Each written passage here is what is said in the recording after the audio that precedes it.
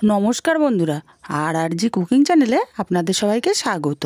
आज निये हाजिर हलाम मूलो आलू बड़ी दिए रुई माछेर झोल रेसिपि निये। तो चलुन शुरू करा जाक। आमी एकटा मूलो निये नियेछि आर मूलोटा खोसा छाड़िए चार टुकरो करे केटे धुए नियेछि। जेहेतु आमार मूलोटा अनेक मोटा ताई चार टुकरो करे केटेछि। देखुन कत मोटा मोटा हयेछे।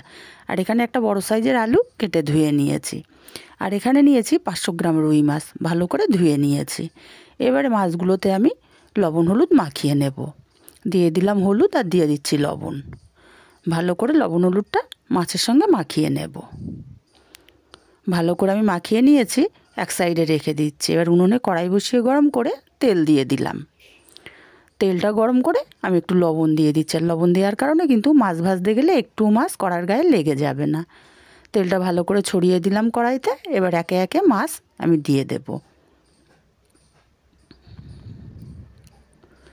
আমি প্রথমে 4 পিস ভেজে নিচ্ছি, পরে আমি আর 4 পিস ভেজে নেব। মাছগুলো উল্টে পাল্টে হালকা একটু কড়া করে ভেজে নেব। খুব বেশি কড়া করব না, হালকা একটু কড়া। আর এই শীতের সময় মূলো ধনেপাতা দিয়ে যে কোনো রেসিপিই কিন্তু দুর্দান্ত লাগে। আর এই শীতকাল মানে শুধু শীতের সময়ই মূলোটা পাওয়া যায়। সেই জন্যে মূলো দিয়ে রুই মাছের ঝোল বানালাম, ভাবলাম আপনাদের সাথেও শেয়ার করি। মাছটা উল্টে দিলাম। মাছটা দেখুন আমি খুব বেশি কড়া করিনি, আবার একেবারে এপিট ওপিট করেও ভাজিনি, হালকা একটু কড়া করে ভেজে নিয়েছি। মাছগুলো তুলে নিচ্ছি। আর একইভাবে আমি সব মাছগুলো ভেজে নিলাম। সেটার আমি আপনাদেরকে দেখালাম না, কারণ ভিডিওটা অনেক বড় হয়ে যেত।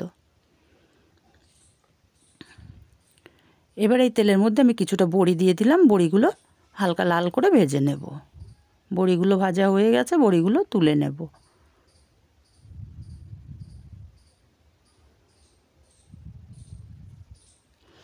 বড়িগুলো তুলে নিয়ে এই তেলের ওপরে আমি ফোড়নে দেব জিরে, আর দিয়ে দিচ্ছি আলুগুলো আর মূলোগুলো সব একসাথে আমি দিয়ে দেব। আলু মূলোটা আমি ভেজে নেব কিছুক্ষণ ঢাকা দিয়ে দিয়ে। নেড়ে চেড়ে ভালো করে মিশিয়ে দিয়ে আমি ঢাকা দিয়ে দেব 5 মিনিটের জন্য। এভাবে ঢাকা দিয়ে দিয়ে মূলোটা আমি ভেজে নেব। তাহলে আলু মূলোটাও কিছুটা সেদ্ধ হবে আর তরকারিটা খেতেও কিন্তু বেশ ভালো লাগবে। ঢাকা 5 মিনিট পরে ঢাকাটা খুলে আমি আবারও নেড়ে চেড়ে আবারও ঢাকা দিয়ে দেব 5 মিনিটের জন্য। এতে করে মূলোটাও নরম হয়ে যাবে, আলু ভাজাও হয়ে যাবে কিছুটা। তার মধ্যে আমি একটা মিক্সচার জার নিয়েছি আর মশলাটা করে নেব। আলু মূলোটা ভাজা হতে থাক। দিলাম আদা, স্বাদ মতো কাঁচা লঙ্কা আর অল্প জিরে দিয়ে অল্প একটু জল দিয়ে পেস্ট করে নিয়েছি। দেখুন মশলাটা আমার পেস্ট হয়ে গেছে। এবারে আমি 5 মিনিট পর ঢাকাটা খুলে নিচ্ছি। ঢাকাটা খুলে নিয়ে আলু মূলোটা একটু নেড়ে চেড়ে দেব। এবার এর মধ্যে দিয়ে দেব স্বাদ মতো লবণ, দেব পরিমাণ মতো হলুদ আর পেস্ট করে রাখা আদা জিরে কাঁচা লঙ্কার মশলাটা দিলাম, আর মিক্সার জারটা ধুয়ে অল্প একটু জল দিলাম। ভালো করে এবার আমি কষিয়ে নেব।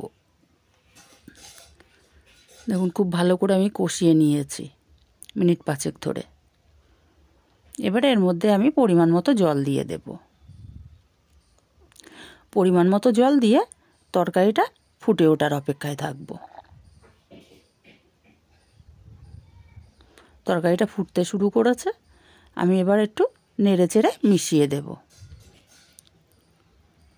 আর দিয়ে দেব ভেজে রাখা বড়িগুলো দিয়ে নেড়ে চেড়ে মিশিয়ে দিয়ে আমি তারপরে মাছগুলো দেব।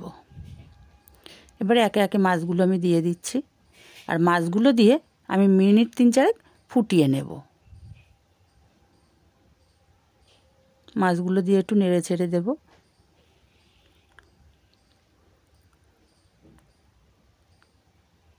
আমি 3 মিনিট ফুটিয়ে নিয়েছি। দিয়ে দিচ্ছি ওপর থেকে ধনেপাতা কুচি। আর ধনেপাতাটা দিয়েও আমি আরও 1 মিনিট ফুটিয়ে নেব।